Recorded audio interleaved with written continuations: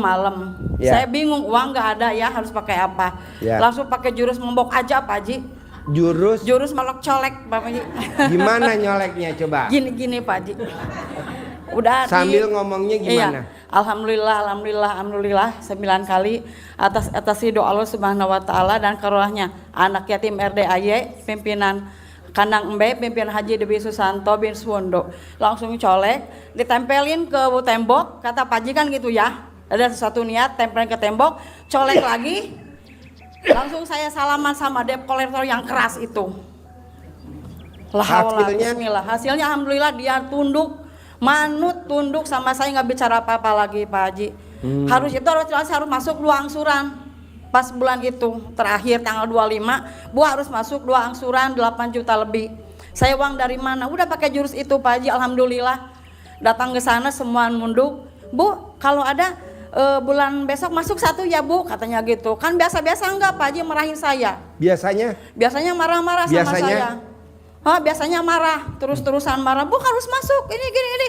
Gitu kata si kolektor itu. Bu, silakan duduk, nanti masuk bulan depan 1 ya, nggak apa-apa 1 masuk. Alhamdulillah Pak Haji saya masuk 1 udah. Langsung ramah. Iya, langsung ramah. Suami juga. Kok gitu? Bu, ini bapak-bapak yang di depan sampai belakang. Bapak-bapak yang di depan sampai belakang kadang suka galak Bu. Bisa gak Bu dikasih Bu? Buat kolektor yang galak. Yang ini satu lagi Pak Haji, entah dosa entah apa ini sama orang tua saya sendiri Pak Haji.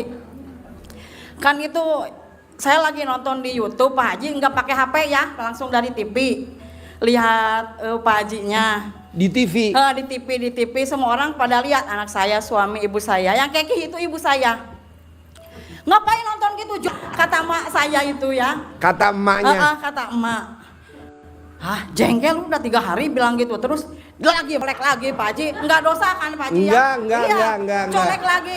Mak, gelis aku bilang cantik. Usap-usap ya. Enggak 3 hari dari sana nunduk. Sekarang lebih gila daripada saya Pak Haji, ibu saya. Dari jam 6 pagi sampai jam 6 malam maghrib masih tetap standby di RDAY. Wow, tepuk tangan dong. Ya, gila, ibu saya itu. Terusan dia bilang ke saya. Dia sambil nangis ke saya. Berangkatlah ke Pak Haji. Ini uang di bawah kasur nyimpen dia 400.000. Sok pergi berangkat ke Pak Haji. Kan orang tua saya nggak bisa jalan Pak Haji, pengapuran. Itu buat uang ke dokter. Dibilang sampai pergi emak pengen berdiri lagi sholatnya. Sampai nangis dia nyuruh saya pergi. Biarin nggak dagang juga katanya. Sok pergi aja ke Pak Haji. Udah nggak kuat emak pengen sholat berdiri. Ini nggak berdiri sebelah nggak bisa Pak Haji. Ya nanti dicentongin, nanti kasih centong gratis. Pengapuran. Ya. Jadi gitu. Bapak dan ibu yang sakit pengapuran biasanya usianya 40 tahun ke atas. Itu biasanya sakit.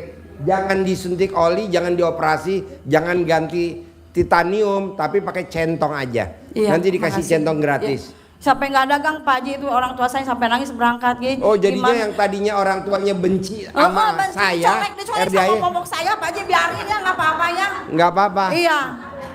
Dicolek tapi nggak, biarin itu buat kebaikan dia juga kan. Berarti ini buat netizen bisa ya. Buat netizen ya. Yang nggak suka sama RDAY bisa ya. Tolong dong Bu. Tuh. YouTube-nya. Aduh ya Allah, keajaiban orang tua saya dari gilanya sampai sekarang nonton itu dibulak-balik Pak Haji, terus RDAY yang disetel. Sama mamanya ibu? Iya, sama ibu saya. Karena saya pulang dagang, Mak, lebih gila emak daripada saya. Kenapa? Terus RDAY yang disetel. Ya Abi kangen sama Pak Haji, bagus, kanteng lagi kata si emak. Baru udah nenek-nenek Pak Haji. Udah 77 tahun umur.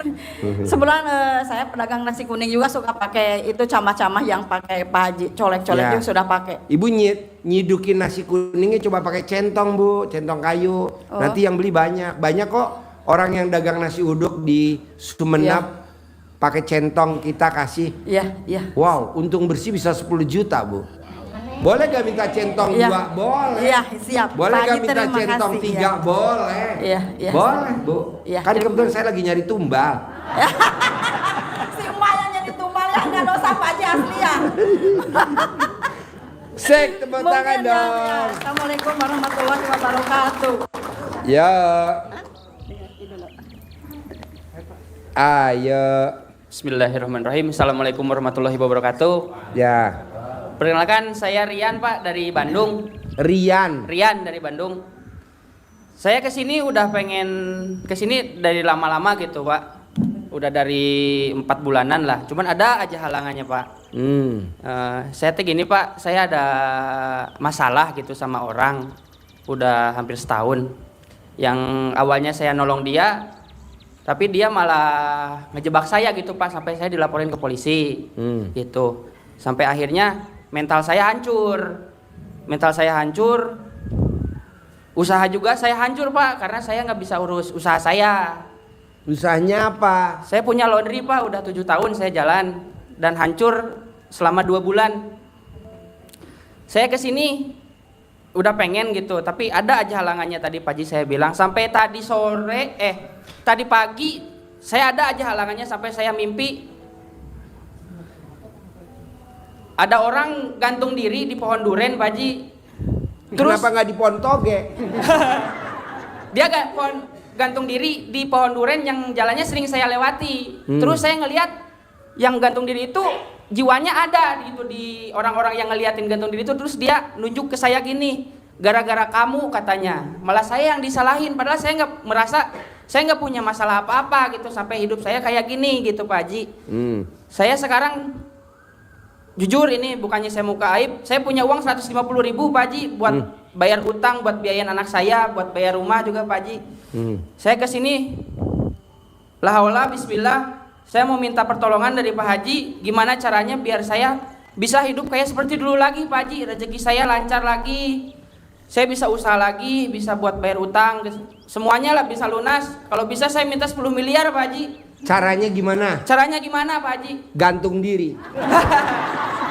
Gantung diri bukan masalah jadi selesai Pak Haji. Saya masih punya iman, saya masih punya orang tua. Itu kan tadi gantung diri di pohon duren. Ya. Kamu di pohon toge. Nggak bakal kuat kayaknya Pak Haji. Albasiah mungkin masih kuat saya. Gampang lah.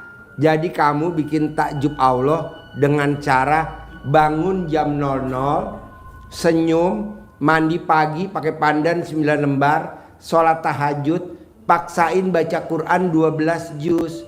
Kalau kamu cuma baca Quran doang, saldonya di bawah 10 M. Tapi kalau kamu baca Qurannya 12 juz, saldonya di atas 10 M. Seperti Pak Haji Roni. Pak Haji Roni per hari penghasilannya 600 juta per hari. Anaknya masih muda, umurnya baru 20 tahun. Penghasilannya udah 100 juta. Dia praktekin ilmu RDI. Gurunya sama, ilmunya RDI sama. Dia terkabul, kamu juga terkabul. Insya Allah Pak Haji. Harus. Amin. Ya, kedua, kamu mulai malam ini copot celana dalamnya, lempar. Kamu nggak pakai. Nah, puringnya celana dalamnya, puringnya celana panjang kamu robek. Ini berlaku semua. Kantong saku Pak Haji. Iya, kantong sakunya nih dibolongin nih. Nih kantong saku dibolongin. Kamu remes buat salaman sama semua orang. Kasih gue modal. Kasih gue modal. Kasih gue modal. Dari 100 orang yang kamu ajak salaman, 10 orang pasti ngasih modal.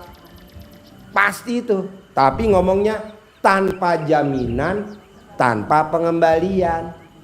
Jadi nanti koruptor di Indonesia titip duit ke kamu. Dia yang korupsi, kamu yang ditangkap. Tepuk tangan dong. Enggak, keluar. Mas, saya lagi bikin sayembara. Siapa yang remes dan buat salaman, hajatnya terkabul, dapat bonus 1 miliar tunai. Nah, lo coba praktekin. Remes. Misalkan Bapak dan Ibu pengen punya tanah. Tanah kamu jadi milik saya. Tanah kamu jadi milik saya. Nanti jadi milik si bos. Ini berlaku buat semuanya. Dalam waktu 99 hari praktekin. Jangan pakai celana dalam. Sebelah kan tanah orang nih. Sebelah tanah orang. Sampai kapanpun nggak akan dijual tanahnya sama Pak Haji Dwi. Kata dia. Takabur. Nggak mungkin dijual kata dia. Tapi kan saya nggak goblok. Saya remes, zek. Saya pegang pagernya. Jadi milik saya. Jadi sekarang jadi milik saya. Bos lihat deh. Kapan lo muter, itu udah jadi milik kita. Kok bisa? Ya itu ilmu kearifan lokal. Itu tanpa bayar, tanpa beli bisa jadi milik. Sip, tepuk tangan dong.